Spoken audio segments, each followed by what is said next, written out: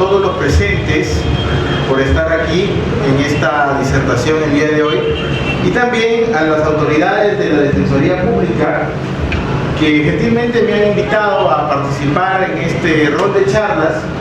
En esta oportunidad mi persona va a disertar sobre lo que es la pensión de alimentos y la conciliación extrajudicial.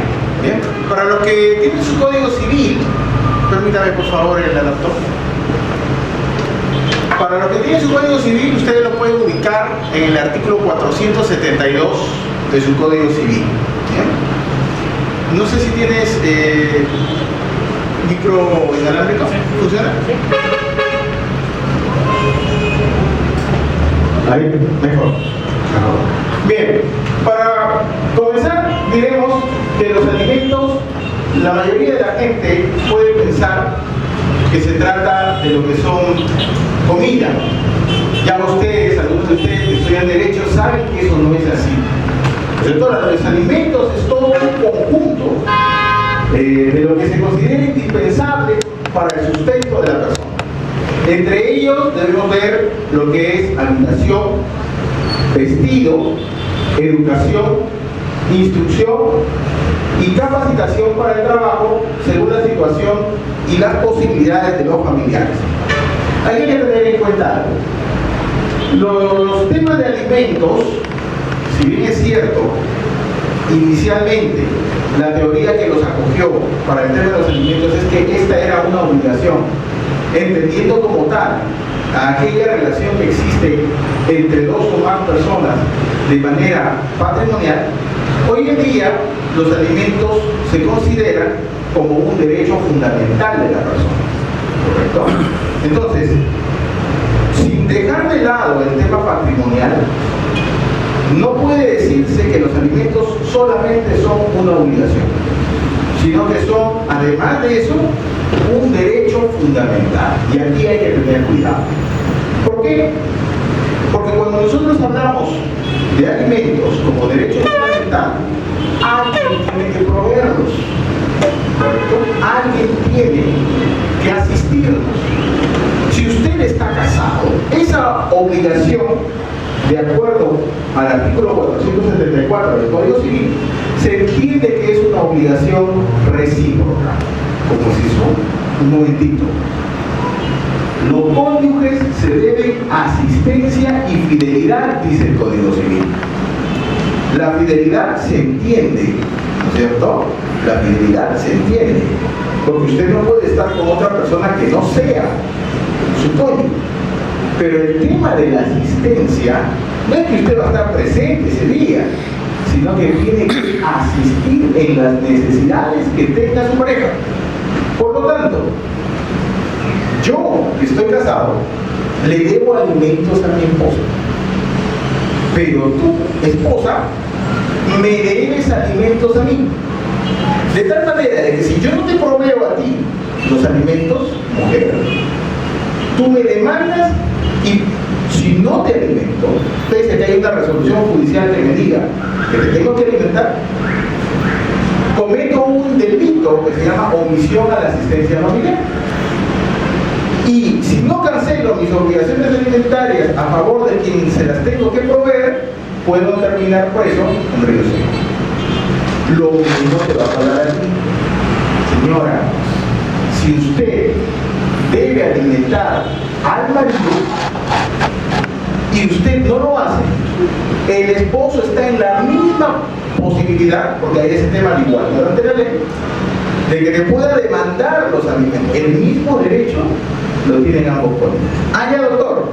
Entonces, los cónyuges se deben alimentos entre ellos, sí. Y también se deberán alimentos en el caso del concubinato. ¿Habrá alimentos en el caso del concubinato o no? Claro que hay. Pero a diferencia de lo que es los alimentos en el matrimonio, los alimentos en las uniones de hecho es una situación de tratamiento diferente. ¿Por qué? Para los que tienen su código civil a la mano o a lo mejor lo tienen en su celular, pueden ir al artículo 326 del Código Civil. Nosotros sabemos que en el caso del matrimonio, El matrimonio único, valedero en el Perú, ¿cuál es? Es el matrimonio civil. Si tu pareja te pide matrimonio religioso y te casas, jurídicamente eso no es necesariamente válido, ¿no es cierto? Eso valdrá cuando te regreses al divino hacedor y te reencuentres con él. Pero acá en este mundo, en esta tierra, el que tiene validez es el matrimonio civil. ¿Con qué se prueba el matrimonio civil? Con la partida, obviamente, de la partida de matrimonio pedida por la autoridad correspondiente. Pero en el caso de los concubinatos, ¿qué debemos entender por concubinato? El concubinato está regulado en el artículo 326 del Código Civil. Señala que la unión de hecho, voluntariamente realizada y mantenida por un varón y una mujer libres de impedimento matrimonial para alcanzar finalidades y cumplir deberes semejantes a los del matrimonio, origina una sociedad de bienes que se sujeta al régimen de sociedades gananciales, en cuanto le fuera aplicable, siempre que dicha unión haya durado por lo menos 2 años continuos. Allá, señor, entonces, si yo quiero vivir mi vida, si estuviera soltero, con una mujer también soltera, y no tenemos impedimento matrimonial entre nosotros, podemos vivir en una unión de hecho, ¿correcto? Siempre que esa unión de hecho dure, de acuerdo a lo que dice la ley, más de 2 años. ¿Bien? Muy bien. Entonces, una persona convive más de 2 años y de repente, un día de esos, ya no quiere estar con esa persona. ¿Por qué? Simplemente se levantó, dijo, ¿qué es esto que me acompaña? Dios mío, mejor me voy. Mira, eso se llama decisión unilateral. Yo, solito, decido alejarme de esa persona. Agarro mis cosas y me voy. ¿Por qué? Porque en el caso de un concubinato, en un concubinato no hay la misma situación de parentesco por afinidad causada por el matrimonio. Y disolver ese vínculo en el matrimonio es mucho más difícil porque tiene que haber una causal específica establecida en el artículo 333 del Código Civil para divorciarse o para separarse de cuerpo, que al fin y al cabo las dos situaciones se aplican las mismas causales. Pero en el caso del concubinato, escucha esto. Dice, la unión de hecho termina por muerte, ausencia, mutuo acuerdo o decisión unilateral.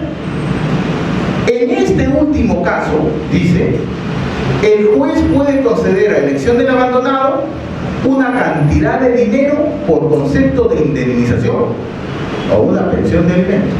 En este último caso, en el de la decisión unilateral, contigo yo ya no voy, la norma prevé lo siguiente: el juez en ese caso puede conceder a elección del abandonado una cantidad de dinero por concepto de indemnización o una pensión de alimentos, además de los derechos que corresponden de conformidad con el régimen de sociedades gananciales. Entonces, si a usted, que está en un concubinato, la abandona, o usted, caballero, que está en un concubinato, lo abandona, la persona abandonada tiene derecho a o una pensión de alimentos o una indemnización, pero no las dos. ¿Correcto? O vas por la pensión de alimentos o vas por la indemnización. Pero si te vas por una pensión de alimentos, ten cuidado. Eso te tienes que pasar de manera mensual. En cambio, la indemnización va en un solo monto y se acabó el problema. Pero la cosa pareciera tan sencilla, sobre todo cuando analizamos los efectos del matrimonio. Si tú tienes a la mano un código civil, te invito a que leas el artículo 350 del Código Civil, que te habla de los efectos del divorcio, por ejemplo. Y el artículo 350 te dice: por el divorcio cesa la obligación alimenticia entre varón y mujer que están casados. Es decir, aquí termina por divorcio. Ah, ya, doctor. Entonces, si termina por divorcio, yo no tengo por qué alimentar a esa persona, sobre todo si es que esa persona cometió alguna causal, te fue adúltero, te abandonó, te hizo violencia contra tu persona, ya sea física o psicológica, o contrajo una enfermedad venérea y te la transmitió, ¿no es cierto? O se volvió homosexual después del matrimonio, tantas causales que dice el artículo 333 del Código Civil, ¿no es cierto? Sí, pues también está eso. ¿Ah? Tantas cosas. O fue condenado a delito doloso por más de 2 años, así dice el artículo 333, ¿no es cierto? Muy bien. Entonces, si cometió alguna de esas causales, el divorcio como sanción implicaría que como sanción yo ya no te alimento, pues porque yo no estoy unido contigo. Ah, ya. Sin embargo, la norma señala en el artículo 350 que hay excepciones. Comentaba en una conferencia hace un par de semanas un tema que les voy a decir también a ustedes y que generalmente yo lo menciono también en las clases de derecho. Un hombre casado decide mantener una relación extramarital con otra chica, obviamente que no es su esposa, y a la postre decide abandonar a su mujer y se va el hombre. Obviamente esa señorita, que es la amante y que ya sabemos que ahí no hay concubinato, ¿cierto? Para el caso que nosotros estamos poniendo, la señorita le quita hasta el último dinero, pierde plata, pierde su trabajo, pierde a la esposa porque se declaró el divorcio por alguna de las causales del Código Civil, el hombre se queda solo, cesa la obligación alimenticia, pierde la salud y termina durmiendo en la quinta cuadra de la avenida Lorero, ahí con sus cartones, no tiene nada. Y de repente, un buen día, esa mujer encuentra a otro varón que termina llenando el enorme vacío que su marido le dejó, ¿no es cierto? ¿Y qué cosa es lo que ocurre? Un buen día tocan la puerta, va a ver quién es, un hombre todo barbón, sucio, raído, le dice: hola mujer, ¿quién eres? Tú eres esposo, no te reconocí, ¿qué cosa quieres? Aliméntame. ¿Cómo? Aliméntame. ¿Lo deberá alimentar? Mira, lo deberá alimentar, pese a que ese hombre fue el que dio los motivos para el divorcio. ¿Lo deberá alimentar? ¿O no? Mira lo que le dice la norma. Ve el artículo 350 del Código Civil y te dice lo siguiente: escucha, el indigente debe ser socorrido por su excónyuge aunque hubiese dado motivos para el divorcio. ¿Te das cuenta? Y ahora también tiene derecho a los alimentos. Habrá que darle. ¿Qué haría usted? Dice la señora: estoy casada. ¿Estás casada? Sí. Ya, mujer, qué bien. Bueno, dile a tu marido que le alimente. ¿Cómo? ¿Qué cosa? Que el marido también la tiene que alimentar. Vamos a ver si eso dice la ley, que eso debería ser así. A lo que tiene su Código Civil, si es que lo tienes a la mano, vamos al siguiente artículo. Cargas de la sociedad conyugal, artículo 316 del Código Civil. Son de cargo de la sociedad, inciso 2, los alimentos que uno de los cónyuges esté obligado por ley a dar a otras personas. Así que dile a tu marido que trabaje y que me alimente, porque la ley dice que es carga de la sociedad de gananciales, es decir, de los dos. Es justo, pero es legal, ¿correcto? Y ahí es donde viene el concepto justamente de que los alimentos no solamente son una obligación, sino que son un derecho fundamental y alguien tiene que proveerlos. Oiga, doctor, ¿pero por qué tengo que ser yo?